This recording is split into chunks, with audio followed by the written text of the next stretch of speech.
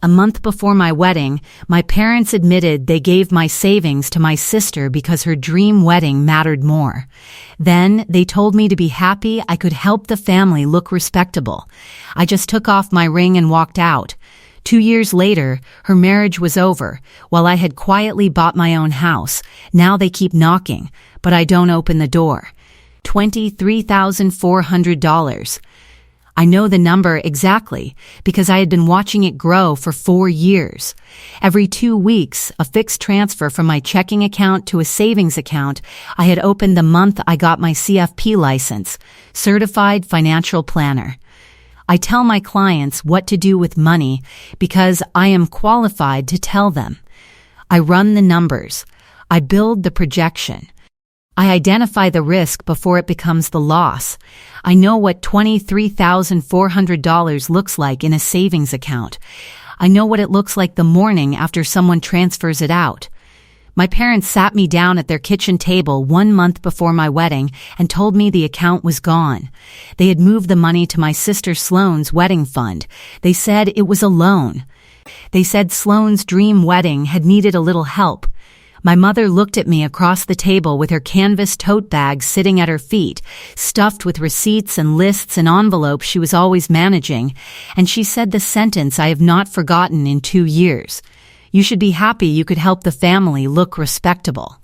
I looked at the ring on my left hand. I looked at my mother. I looked at my father Lyle, who was looking at the table. I took the ring off. I set it down. I picked up my bag. I walked out. That was 26 months ago.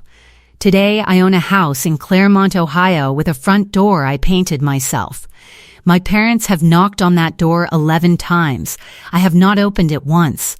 This is the story of what happened between that kitchen table and that front porch, and what it cost every person involved to get there.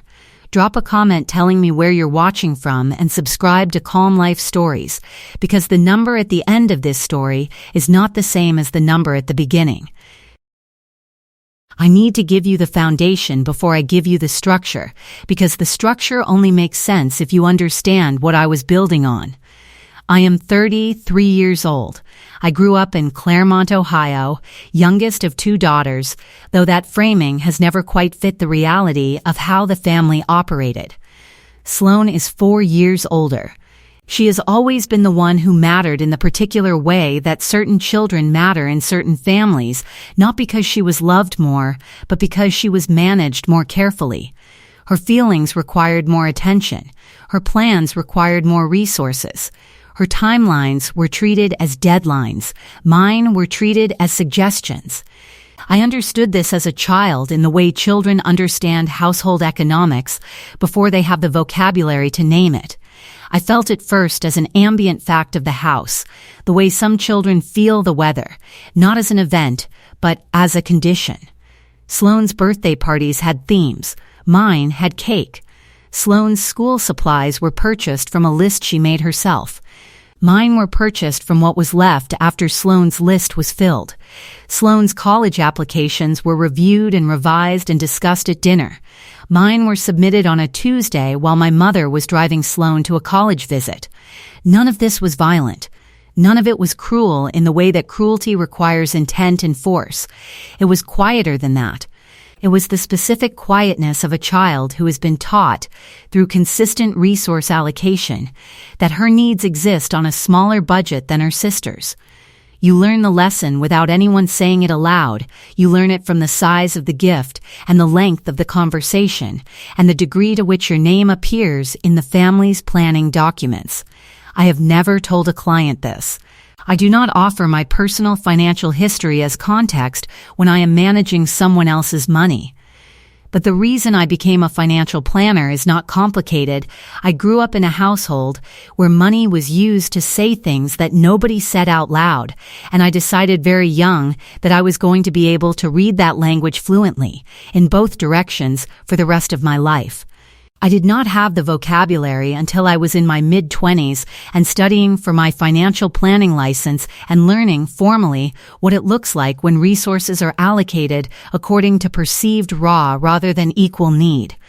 The term for what my family did with its emotional and financial capital is called preferential investment.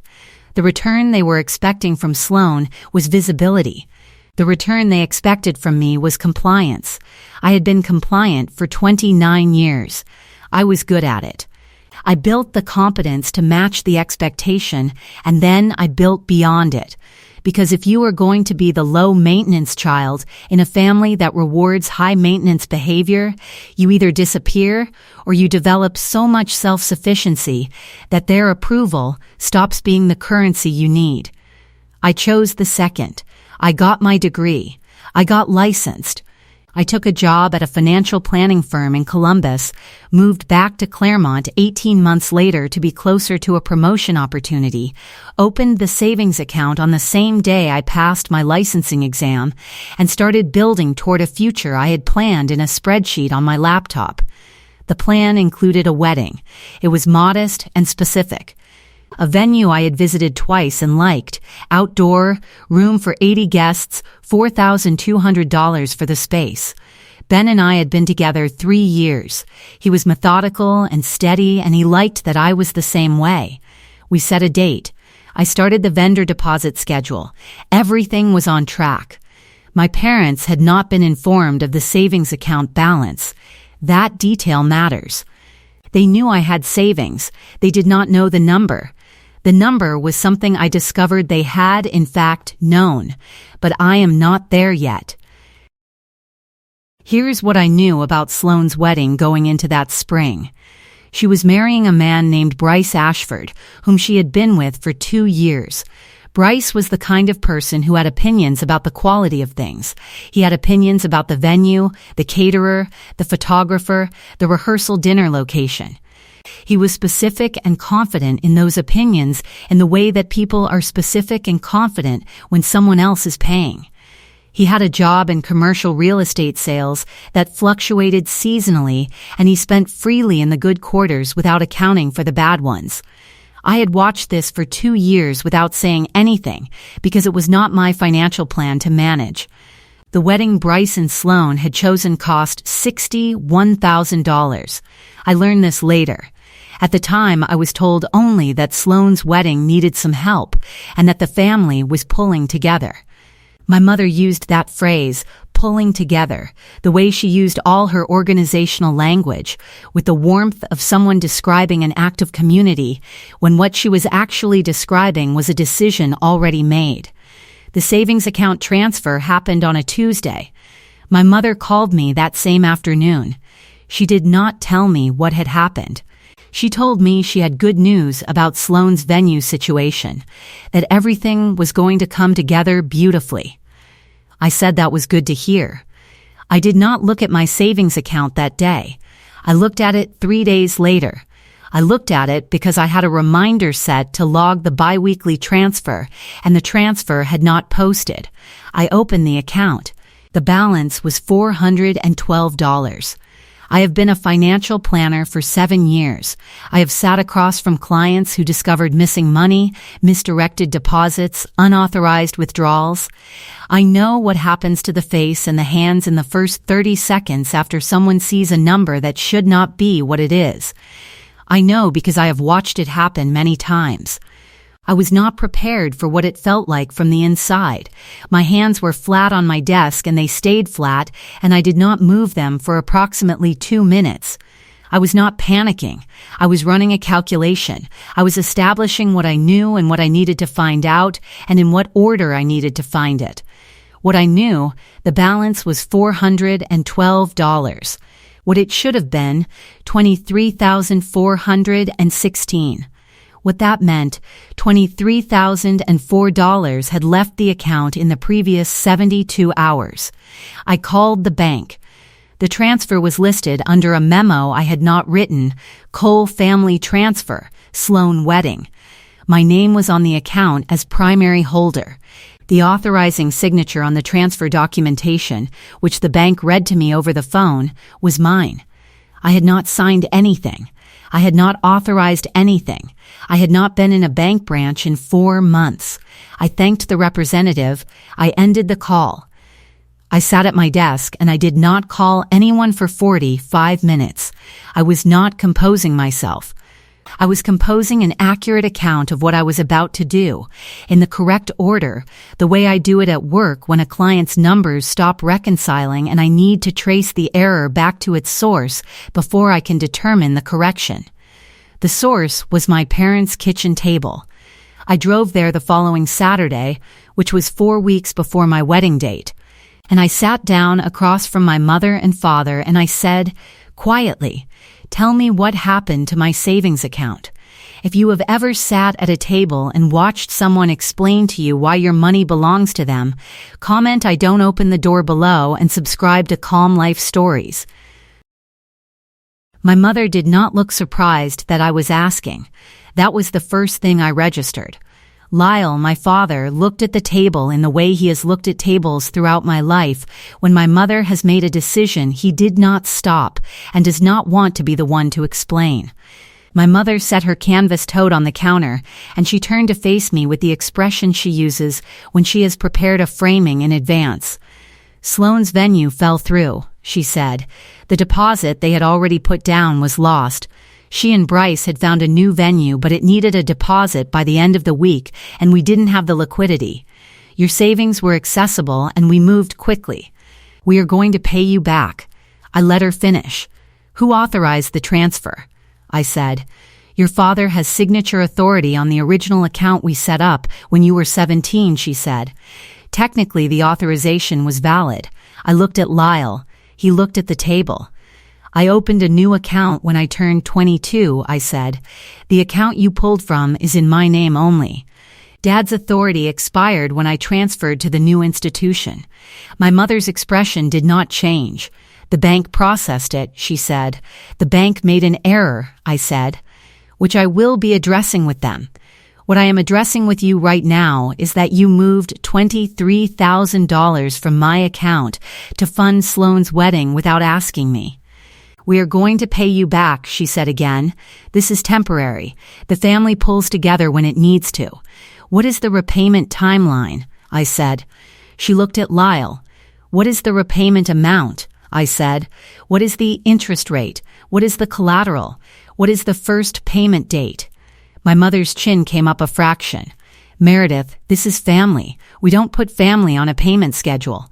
"You took $23,000, I said. "The specific number matters, not as a metaphor, as a dollar figure." "When is it coming back?" "When we have it," she said. "When will that be?" "When things settle down after the wedding. Sloane has been under enormous pressure, and this family supports her through that." "My wedding is in 4 weeks, I said. "The deposit schedule I was running is funded from that account." "Your wedding is smaller," she said, and she did not say it apologetically. She said it the way you state a fact you have already accounted for. You do not require the same level of resources. That is not the question. The question is whether you understand that you moved money from my account without asking me. And you are sitting here with no repayment date, no repayment amount, and no interest calculation, telling me to treat it as a family contribution. My father looked up then. "Meredith," he said, "it's your sister. I know exactly who she is. Did she know the money came from my account specifically?" Neither of them answered immediately. My mother picked up a receipt from the counter and turned it in her hands, the way she always handled paper when she was finding her footing. "Sloane knows the family came together," my mother said. "That is not what I asked." "Meredith," my mother set the receipt down. Her voice went to the register she used when a conversation had arrived at its conclusion and she was announcing it. "You have always been capable. You have always been self-sufficient. That is who you are. Sloane is different. Sloane needs support in ways that you have never needed, and this family has always given each of you what you required and not more. You have required very little. Sloane has required more. That is not favoritism. That is parenting." "You withdrew $23,000 without asking me," I said again. I said it at exactly the same pace I had said it the first time. She looked at me with something that was not quite contempt and not quite pity, but occupied the space between them. You have a good job, she said. You have always had a plan. You will rebuild. You have been rebuilding things your entire life, Meredith, because that is what you do. You are resilient. That is a gift. Not everyone has it. You are describing a quality you developed in me by treating my resources as available for reallocation, I said. And now you are using that quality as the justification for the reallocation. She blinked. You made me low maintenance, I said, and then you charged me for the privilege. My father said nothing. My mother straightened. Her hands went flat on the counter. You should be happy you could help the family look respectable, she said.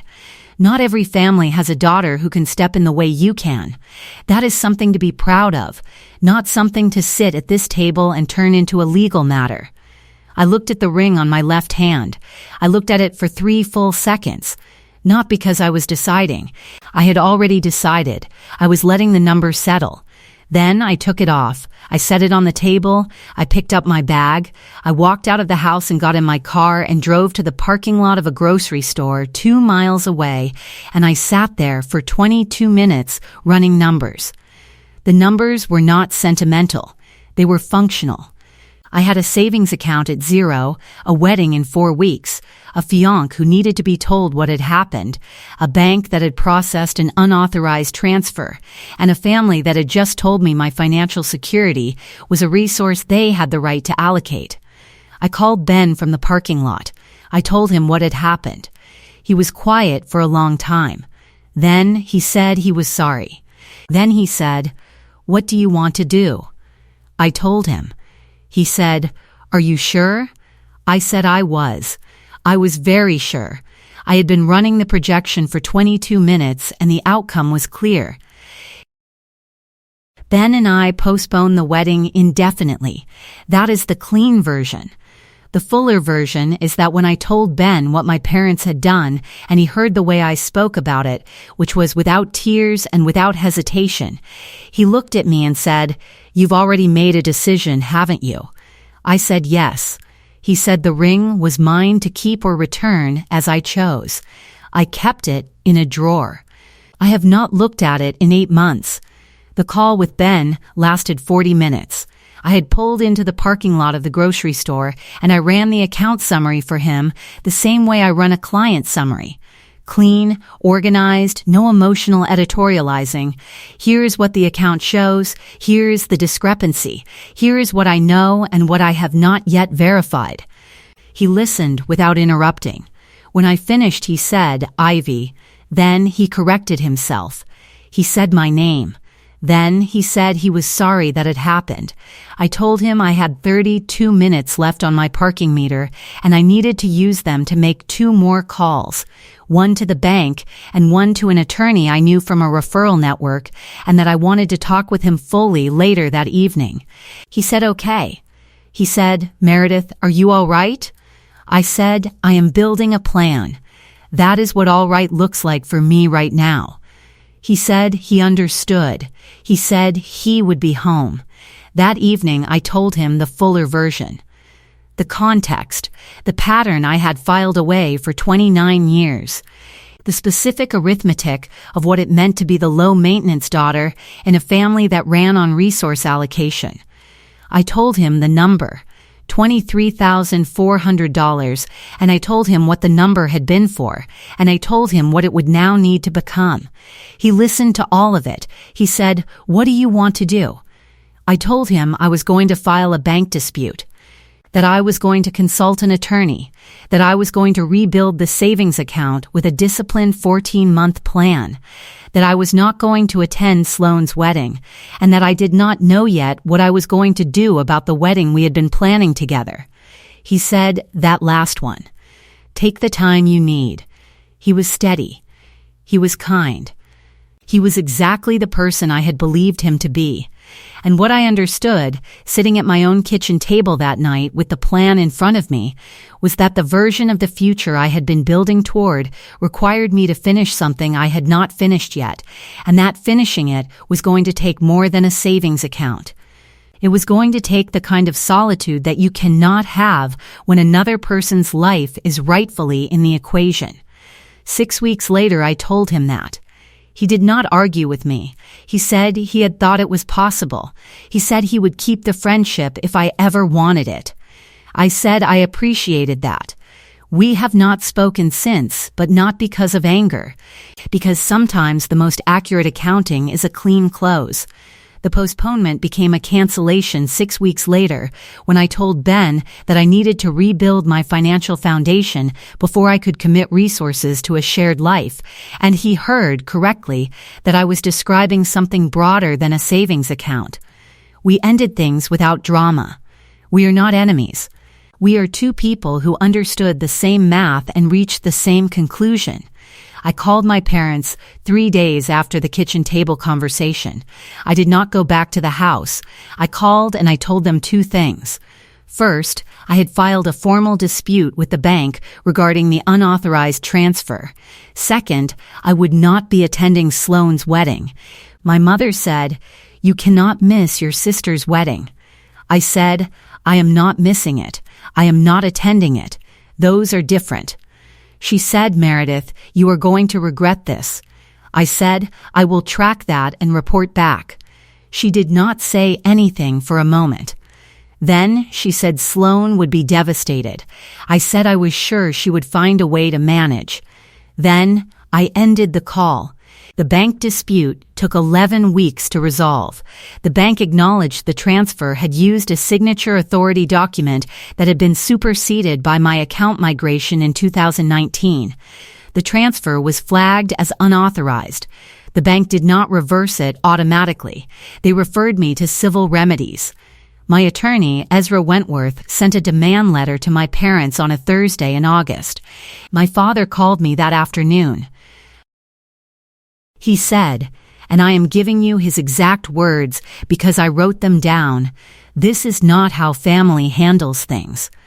I said, "Dad, this is how I handle things." He said I was tearing the family apart. I said the family had been intact when I walked into that kitchen 4 months ago. He said I needed to consider Sloane's feelings. I said, "Dad, Sloane's feelings are not a line item in my financial recovery plan." He went quiet. Then he said my mother was very upset. I said I understood that, and I ended the call. I want to pause here and tell you about Frances. Frances is my father's sister. She is 71 years old. She lives 40 minutes from Claremont, and she has watched my family for decades with the particular clarity of a person who is close enough to see everything and peripheral enough that nobody manages their behavior in front of her. She has never particularly liked my mother. She has never said so. She has also never pretended otherwise. She called me 6 months after the kitchen table. I had not spoken to her in over a year. She called on a Sunday evening and I almost didn't answer because I was not in a period of my life where I wanted family calls. I answered because it was Frances, and Frances does not call without a reason. She said, "I know what they did." 3 words, a pause. "I just wanted you to know that I know."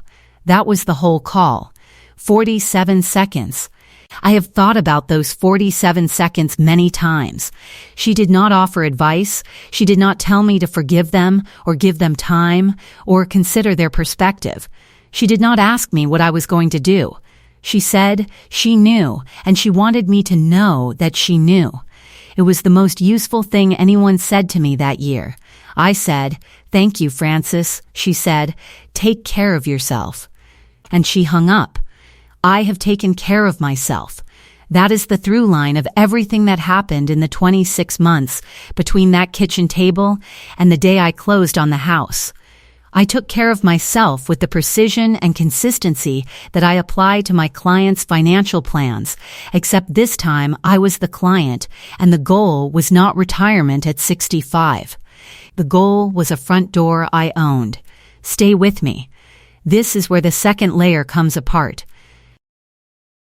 8 months after the kitchen table conversation, I got a call from a number I didn't recognize. The voicemail was from the loan officer at a local credit union. She said she was calling to follow up on a joint application she had on file. She gave a reference number. She asked me to return the call. I did not know what joint application she was referring to. I had not applied for any loan. I called her back. She told me that a home equity line of credit had been opened 6 months prior against a property on Millbrook Drive in Claremont. The primary applicant was Lyle Cole. The secondary reference on the application, listed to strengthen the debt-to-income ratio, was my name and my financial profile. The account had been used to draw $27,000. My name had been used on a loan application without my knowledge. I sat with that for a moment. Then I said, "Was my signature on that application?" She paused. She checked. She said the application had been submitted digitally and the secondary reference consent had been completed via a DocuSign link that had been forwarded to my email. I checked my email that night. 4 months prior, I had received a DocuSign link from my father's email address with the subject line Cole Property Documents. I had not opened it. I had received it during a period when I was not opening family communications, and I had flagged it as non-urgent and archived it. The link had auto-forwarded my stored profile data from a prior tax document I had shared with my parents in 2021. It had populated my financial information on the application automatically when the link was opened on my parents' device. There was no explicit signature. There was an auto-completion that the credit union had accepted as consent. This is what $23,400 looks like in a family that has learned your account numbers and your document signatures and your email habits. It does not look like theft. It looks like paperwork. It looks like a forwarded link and a populated form and a loan officer who processed it in good faith. Here is what the bank dispute process actually looked like, because I think the version most people imagine is cleaner than the reality. The initial dispute filed within 72 hours of discovery. Category: unauthorized transfer, primary account holder not present at authorization. The bank assigned a case number. They requested documentation from me, which I provided. The account migration paperwork from 2019 showing the transfer of primary holder status to my name only. The last valid signature authority document from the joint period. And a notarized statement from me confirming I had not been present or consenting at the time of transfer. The bank also requested documentation from my parents, which they provided. The original joint account documents from when I was 17. A signed letter from my father stating he believed he retained authority under the original terms. And a handwritten note from my mother explaining the transfer had been made in good faith as a family matter. A handwritten note. As supporting documentation. In a bank dispute, the case officer called me to confirm she had received everything. She said the review would take 6 to 8 weeks. I said I understood. I asked if there was anything else she needed from me. She said no.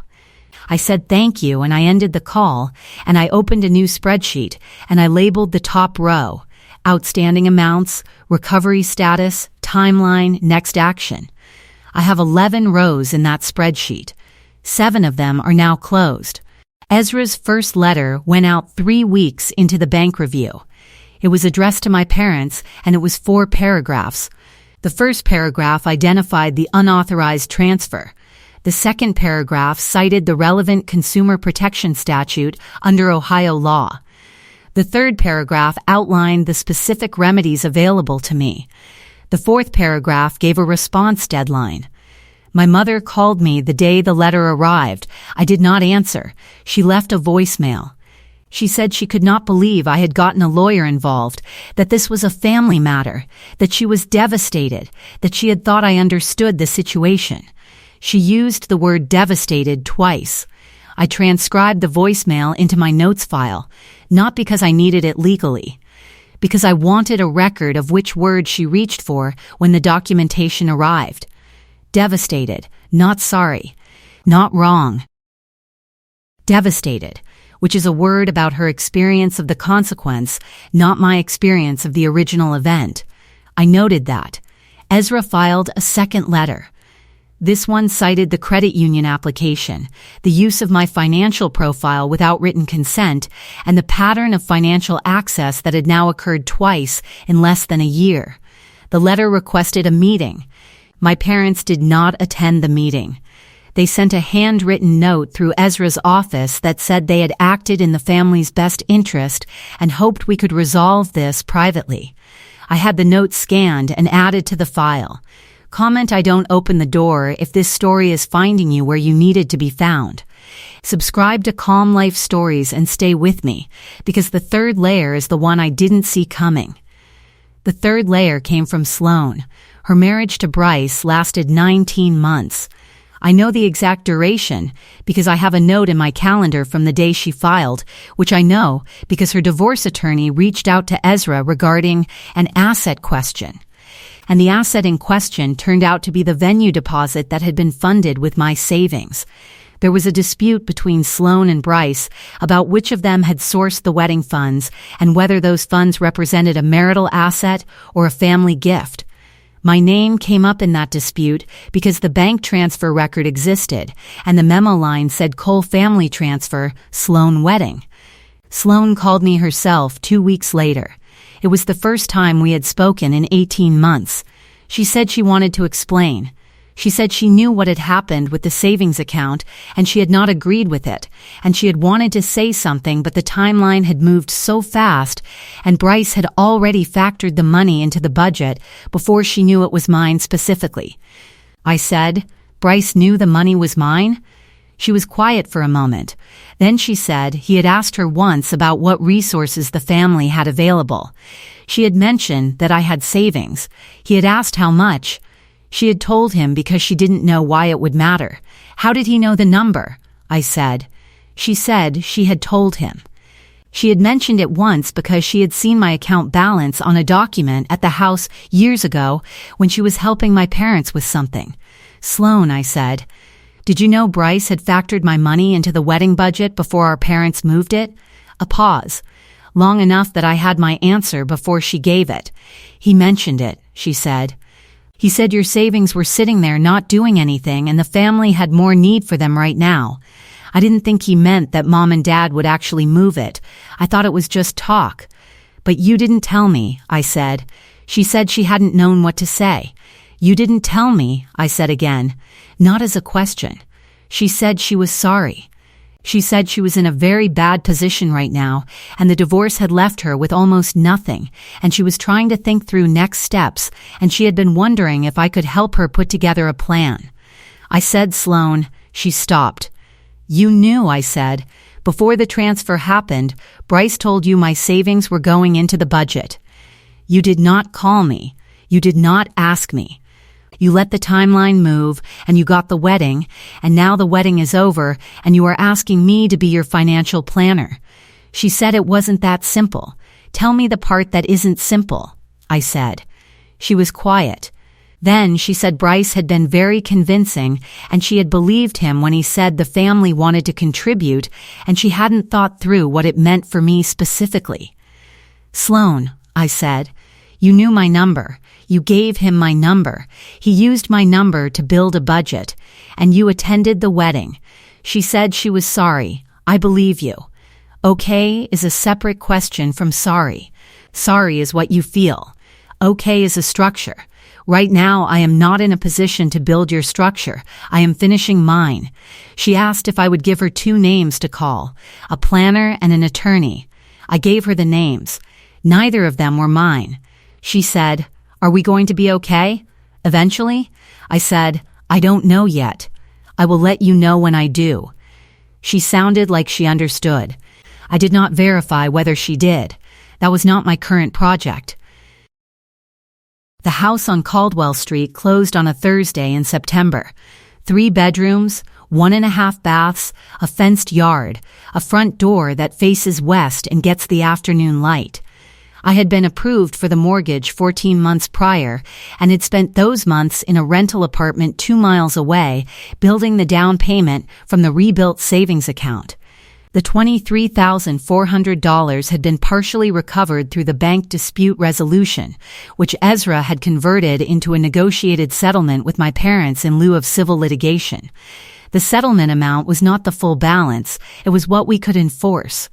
I took it, added it to 14 months of disciplined saving, and closed on the house. I painted the front door the week after closing. I chose the color from a strip of paint samples because I liked it. No other reason. My work friend Hazel helped me paint it. She stood on the front step with a roller and said, "What are you calling this color?" I said it was called Quiet Meadow on the label. She said it looked more like I am not answering the door. I told her that was accurate. My parents found out about the house from someone in Claremont. This is a town where people find out about things. My mother called the following week. I did not answer. She left a voicemail.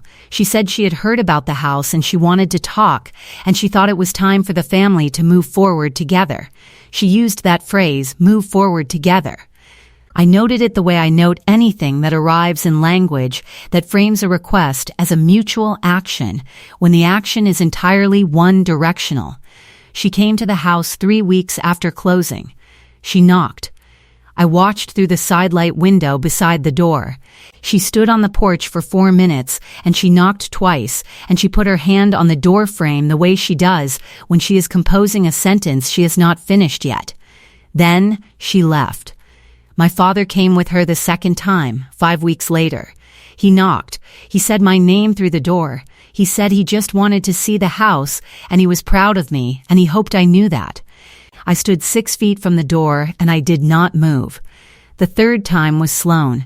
She came alone on a Tuesday in November, and she sat down on the porch step, and she stayed there for 40 minutes. I watched her from the front window. She was not knocking. She was just sitting. At the 40-minute mark, she stood up and she wrote something on a piece of paper and she left it under the door. The note said, "I am figuring out how to be different. I don't need you to respond to that." I just wanted to leave it. I put the note in my desk drawer. I did not respond. Not because I had decided never to respond, but because I had not finished deciding yet, and I have learned that the correct response to an unfinished decision is to wait until it is finished. Here is what happened with the money. Because the money is the document and the document is the story. Ezra's second letter, the one citing the credit union application, opened a formal dispute process with the credit union's compliance office. The credit union, after review, determined that the auto-completion of my financial profile had been triggered without explicit consent under their current guidelines.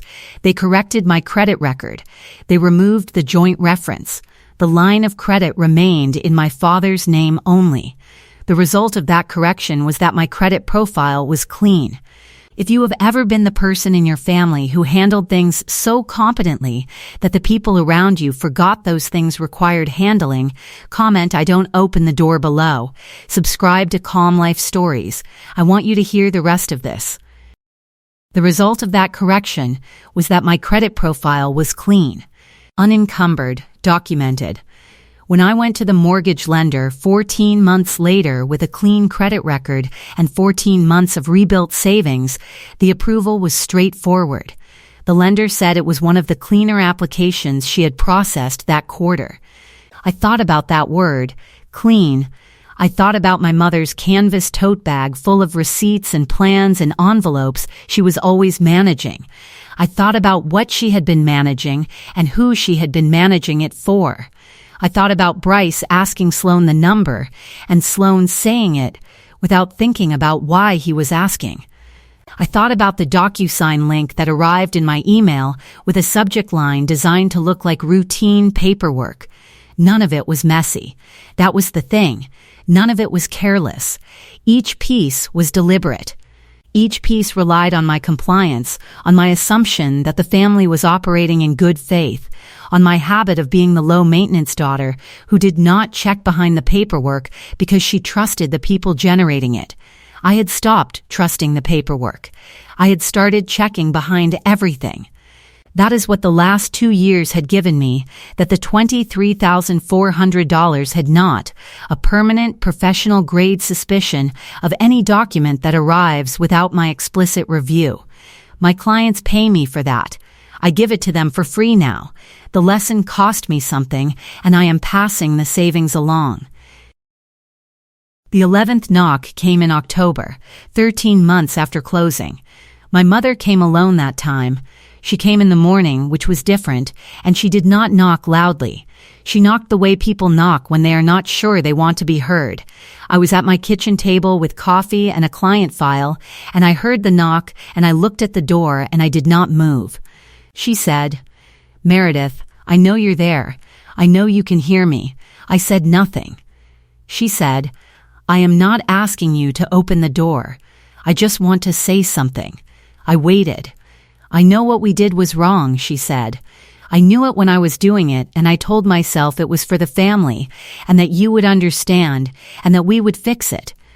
I told myself you could manage it because you always manage everything, and I used that as permission when it wasn't." She stopped. "I am not asking you to forgive me today," she said. "I am just telling you that I know." I stood 6 feet from the door, and I did not speak, and I did not move. I ran a calculation the way I always run calculations. What she had said, what it cost her to say it, what it would cost me to open the door, what it would cost me not to. The math did not resolve cleanly. It rarely does in the situations that matter most. In my work, when the numbers do not resolve, I do not force a number. I hold the position and I wait for more data. I have never lost money for a client by waiting for more data. I held the position. She stood on the porch for another few minutes. I heard her shift her weight. I heard the canvas tote bag settle against the siding. Then I heard her footsteps go down the 3 porch steps and the creak of the gate, and then nothing. I looked at the green door from where I was sitting. The October light was coming through the side lights and landing on the kitchen table. The one I had bought myself from a furniture store 3 blocks from the closing attorney's office, because I had walked past it on the way back from the closing and gone in and bought it on the same afternoon. My table, in my kitchen, in my house, with a front door I had painted a color I had chosen from a strip of paint samples, for no other reason than that I liked it. I recognized those words. I had heard them before, in a different voice, on a 47-second phone call from Frances. I knew what they were worth. I knew what they were not worth. I held both of those things at the same time, and I sat at my table, and I let the silence on the other side of the door be what it was. She stood on the porch for another few minutes. Then I heard her footsteps go down the 3 steps to the front walk, and the sound of the gate, and then nothing. I looked at the green door from where I was sitting. The afternoon light was coming through the side lights the way it always does in October. I looked at the client file on the table. I picked up my pen. I did not open the door, not that morning. Not because I had decided never to open it, but because the decision was mine to make, and I had not finished making it, and I have learned the hard way that the most expensive decisions I ever made were the ones I made on someone else's timeline. The door is mine. They knocked on it. I decide when it opens. Here is what I know right now about the people on the other side of it. My mother still carries the canvas tote bag. I know this because I saw her at the pharmacy 3 months ago, 2 aisles away, and she did not see me, and the bag was on her arm the way it always is, overfull, envelope sticking out of the top. She looked smaller than I remembered, not because she had changed, but because the room I was holding her in had gotten larger. When you own the floor you're standing on, people lose a certain kind of authority over you. They do not disappear. They just become the size they actually are. My father sent a card in February. Inside he had written, "I think about the kitchen table every week." I put the card in the same drawer where I keep Frances's 47-second phone call written on a notepad, not as evidence, as a record. I am a financial planner. I keep records of transactions. A card that says I think about what I did every week is a transaction. I logged it. Sloan is in an apartment in Columbus. She called once more in January, not to ask for anything, just to say she had met with the planner I recommended and had started a plan. She said she was doing okay. I said I was glad. We were on the phone for 4 minutes. It was the most honest 4 minutes we have had in 10 years. I do not know what comes next with her. I am not projecting that timeline yet. Frances came to see the house in November. She drove the 40 minutes alone. She stood on the porch and looked at the green door and she said, "You picked a good color." I said I liked it. She came in for coffee and she sat at my kitchen table and she looked at the room the way she looks at rooms, with the specific attention of someone who is noting the difference between what a space is and what it used to be. She did not say much. She drank her coffee. Before she left, she put her hand on the door frame and she said, "Your grandfather would have liked this house." I said I thought so too. She finished her coffee and stood and looked around the kitchen one more time with that particular attention of hers. At the table, at the door, at the window above the sink. Then she said, "You chose good light." She meant the windows. She may have meant more than that. She nodded once and left. I stood at the window and watched her car pull out, and I thought about what it means to have one person in a family who sees you clearly and says so in exactly the number of words the moment requires, and not one word more. The door is mine. I painted it. I chose the color. On the mornings when the light comes through the side lights and lands on my client files and my coffee cup and the notepad where I keep my records, I sit at my own table and I do not wait for anyone to tell me what the next step is. I already know what the next step is. I wrote the projection. I run the numbers.